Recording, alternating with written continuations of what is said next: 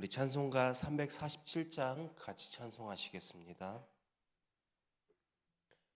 찬송가 347장입니다. 허락하신 새 땅에 들어가려면 마음의 준비 다하여 힘써 일하세. 여호수아 본받아 앞으로 가세. 우리 거할 처소는 주님 품일세. 시험할 난 당해도 낙심 말고서 맘의 걱정 버리고 힘써 일하세. 여호수아 본받아 앞으로 가세. 우리 거할 처소는 주님 품일세. 앞서 가신 예수님 바라보면서 모두 마음을 합하여 힘써 일하세. 여호수아 본받아 앞으로 가세.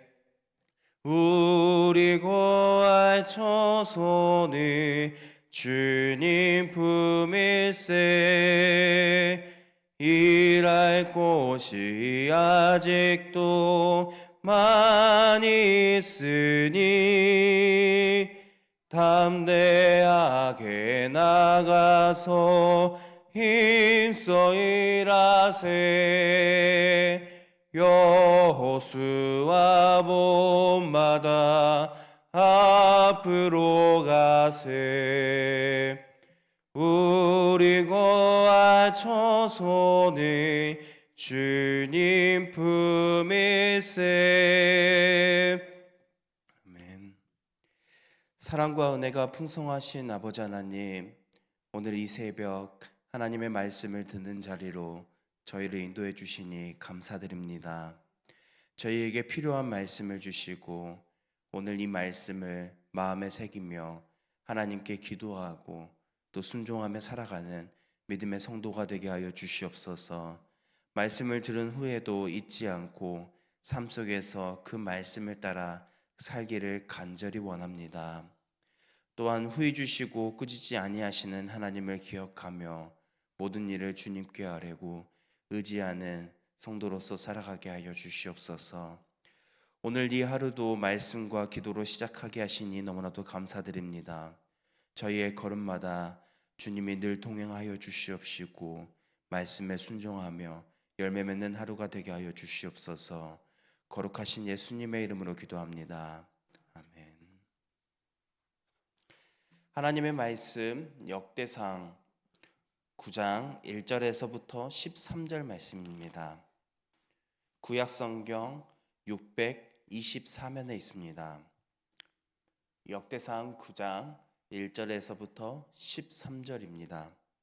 원래 본문은 1절부터 34절까지이지만 너무 길어서 9장 1절부터 13절까지만 같이 읽도록 하겠습니다. 다 찾으신 줄 알고 한 절씩 교독하겠습니다. 온 이스라엘이 그 계보대로 계수되어 그들은 이스라엘 왕조실록에 기록되니라. 유다가 범죄함으로 말미암아 바벨론으로 사로잡혀 갔더니 성배 처음으로 거주한 이스라엘 사람들은 제사장들과 레위 사람들과 느디님 사람들이라. 유다 자손과 베냐민 자손과 에브라임과 므낫세 자손 중에서 예루살렘에 거주한 자는 베레스 자손 중에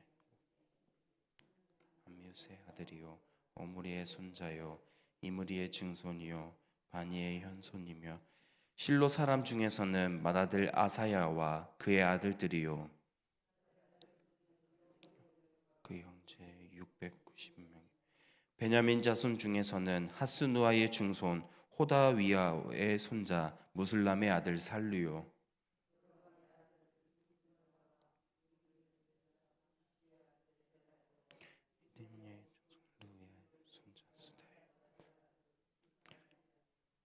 또 그의 형제들이라 그들의 계보대로 계수하면 956명이니 다 종족의 가문의 우두머리들이로다.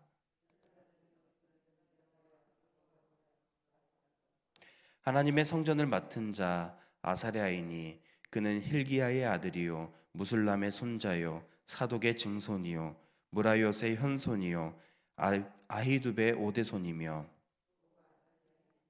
그는 요로함의 아들이요 바스울의 손자요 말기야의 증손이며 또 마하세니 그는 아디엘의 아들이요 손자요 무슬람의 증손이요 무실레멧의 현손이요 엠멜의 오대손. 같이 읽겠습니다. 또 그의 형제들이니 종족의 가문의 우두머리라. 하나님의 성전의 임무를 수행할 힘 있는 자는 모두 1760명이더라. 아멘. 남유다는 하나님을 섬기던 민족이었습니다.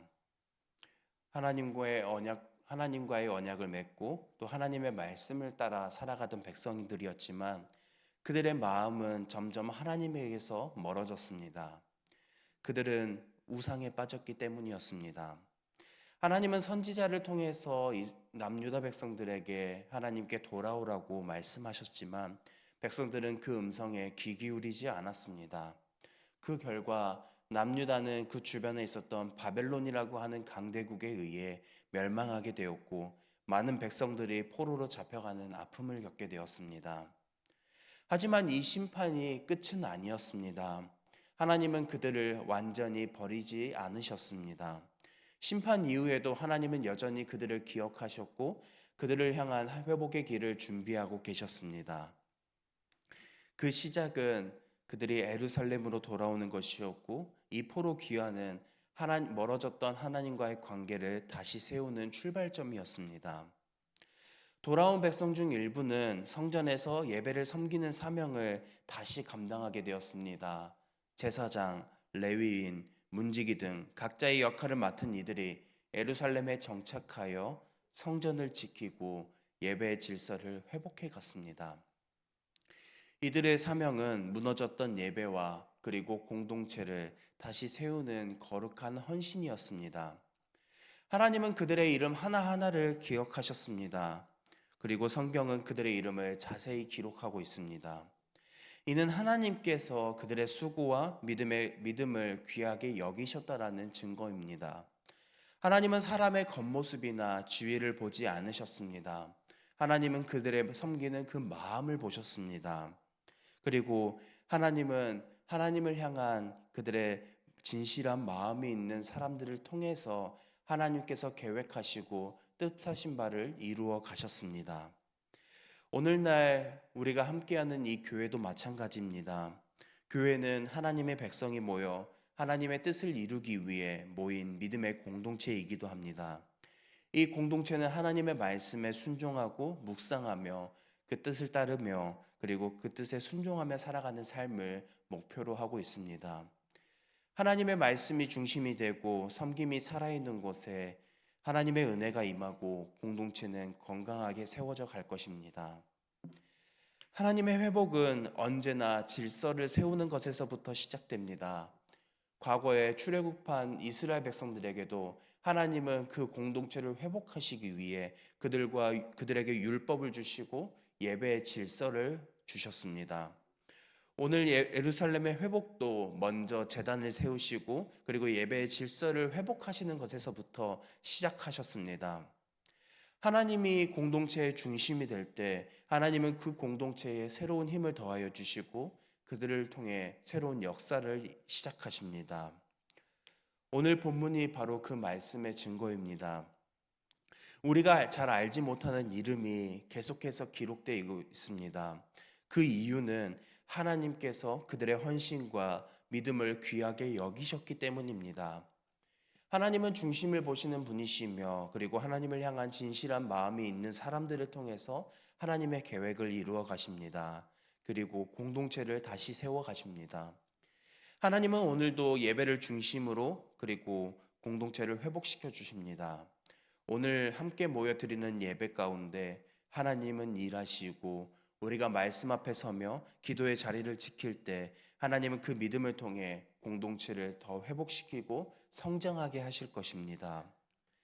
하나님은 지금도 중심이 하나님을 향한 사람을 통해 공동체를 새롭게 하시고 우리 그 사람을 통해서 가정을, 교회를 그리고 우리의 삶의 현장에 만나는 모든 사람들과의 그 관계를 회복해 가십니다.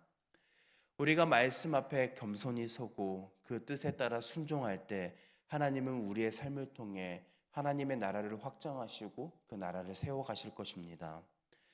하나님이 찾으시는 사람은 먼저 하나님의 뜻을 구하고 그 뜻에 순종하는 사람입니다.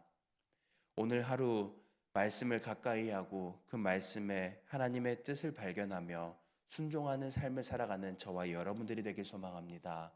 그리고 더 나아가 이 삶을 통해 나를 통해 이 교회 공동체를 그리고 가정을 직장을 하나님께서 회복하시는 데에 쓰임받는 통로가 되시길 소망합니다.